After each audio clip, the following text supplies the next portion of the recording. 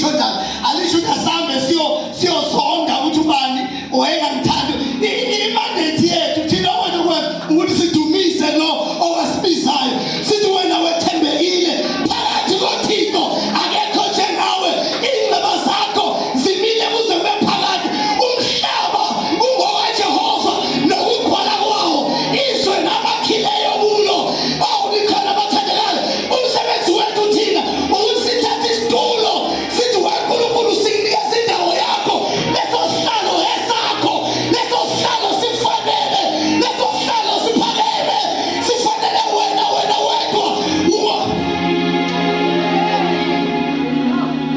Umsebenzi wethu thina ukuthi sithi wena olalelwa.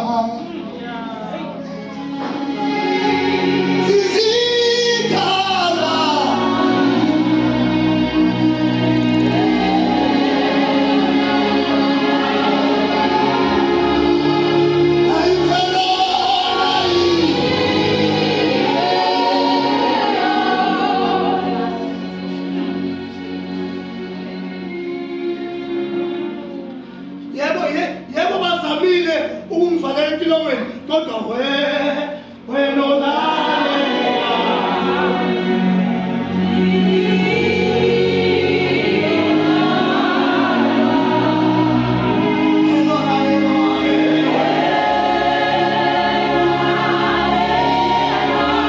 Oh my God.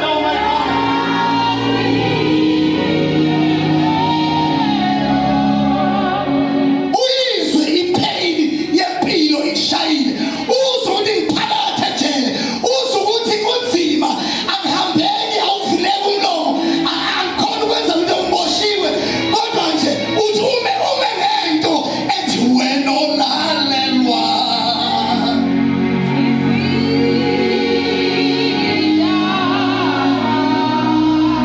Oh my God.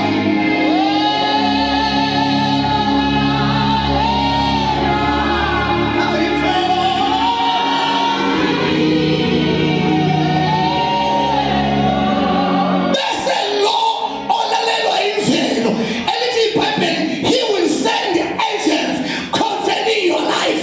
Bese yena edeploya ingelosi zihambe ziye lawe nohluleke khona, la kwakhulunywe khona, because uNkulunkulu, he will send the angels concerning our lives.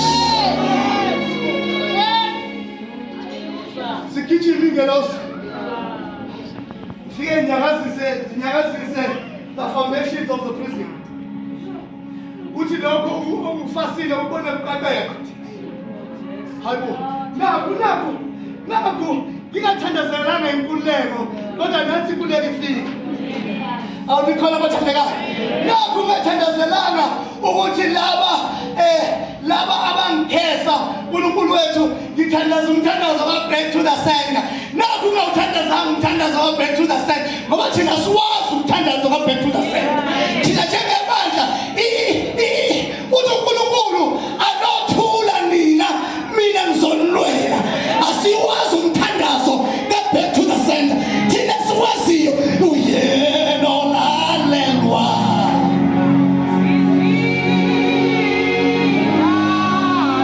Anothula mina ngizonilwela.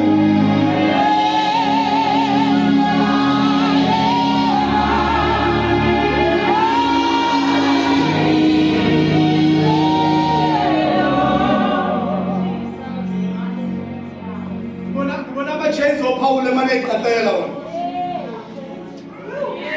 Abasho ukuthi makeka ngoqaqelana baba lokhu bethe yena olalelwa yena. Wena olalela sidala.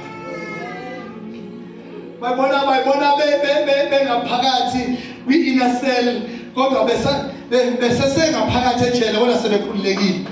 Baqala manje badumisa sebehamba phakathi kwe-inner cell.